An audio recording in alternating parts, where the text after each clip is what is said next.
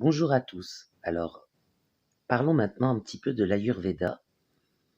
On a parlé du bouddhisme originel.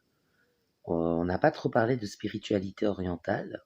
Pourtant, elles sont très inspirées et elles ne manquent pas de piliers de base, contrairement à ce que l'on pense. C'est pour ça que j'ai fait une vidéo sur le bouddhisme originel pour expliquer un petit peu les piliers de base de cette religion. L'Ayurveda est une médecine chinoise très ancienne. Alors, elle est reconnue par l'Organisation mondiale de la santé. J'utilise personnellement cette médecine pour guérir des sortilèges et des maléfices qui sont opérés en tant que magie agraire. Vous savez, c'est la magie que vous avez avalée. J'utilise cette médecine pour guérir de ces maux que provoque la magie qu'on aurait avalée. Mais elle peut être utilisée pour beaucoup de troubles, de maladies, et elle nécessite donc un certain régime alimentaire. C'est très important parce que vous ne pouvez pas pratiquer l'Ayurveda sans changer vos façons alimentaires. Alors l'Ayurveda, c'est très complexe comme médecine. Euh, il y a des attributs, kappa, par exemple kappa, ouais, des attributs kappa, des attributs, il y a d'autres attributs encore qui font qu'on a une typologie physique particulière. Par exemple, blond, brun, chauve, tout ça, c'est des typologies physiques particulières.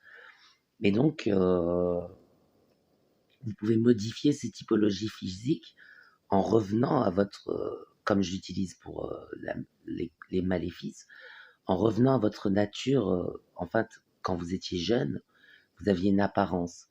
Le dieu Patanjali pense que, en vieillissant, par exemple, un brun reste un brun, un blond doit rester aussi un blond. Si ces choses ont changé avec l'âge, c'est à cause d'une autre raison que la vieillesse. Parce que la vieillesse, l'inverse voudrait plutôt l'inverse, la vieillesse, qu'on perde de la mélanine et non qu'on en gagne. Donc c'est en ça que j'utilise l'Ayurveda. Vous allez le voir, parce que j'utiliserai des soins ayurvédiques dans mes cheveux, où ce sera visible. Et ce sera pour retrouver la blondeur de jeunesse, par exemple. Donc là, l'Ayurveda est très utile à ce niveau-là. Et le soin que j'utiliserai dans mes cheveux, c'est un soin à l'huile de coco, le blé, le soja, le riz, des, des, des, des, des, des ingrédients aux propriétés ayurvédiques, soja, riz, blé, coco, cassis, miel, etc. C'est fort, mais ça nécessite un régime alimentaire pour le modifier, pour que ça puisse prendre effet. Alors le régime alimentaire est le suivant. Déjà, les viandes rouges et les charcuteries sont à proscrire. C'est-à-dire que on devrait manger normalement, pour que l'Ayurveda, la médecine fonctionne, que des volailles, des poissons.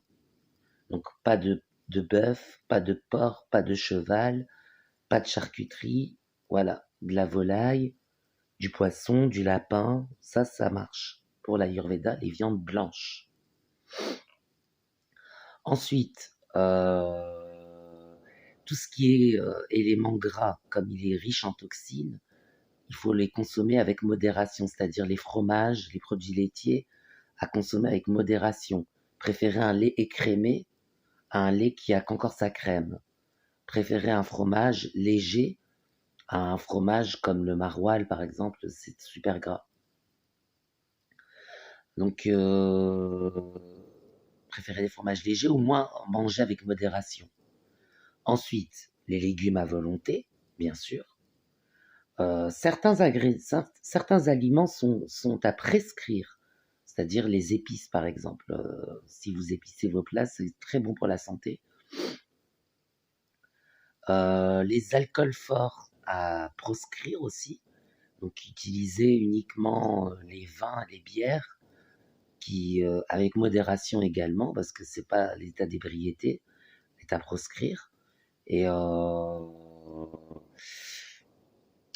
Je n'oublie rien. Les féculents, donc ça, c'est toujours aussi dans chaque repas, donc ça change pas. Les légumineux, de temps en temps, en manger. Soja, lentilles, flageolets, haricots blancs. Il n'y a pas de règle à ce niveau-là, on en mange autant que les légumes. Voilà, le régime ayurvédique euh, est, euh, est respecté et vous pouvez commencer à opérer euh, des soins ayurvédiques sur votre peau, sur vos cheveux, pour retrouver les éclats de jeunesse que vous aviez quand vous étiez jeune et que vous avez gagné en mélanine. Patanjali ne dit pas ce qui a provoqué ce changement. Il dit juste que c'est pas la vieillesse. Mais il dit pas ce que c'est. Pour information, Patanjali, celui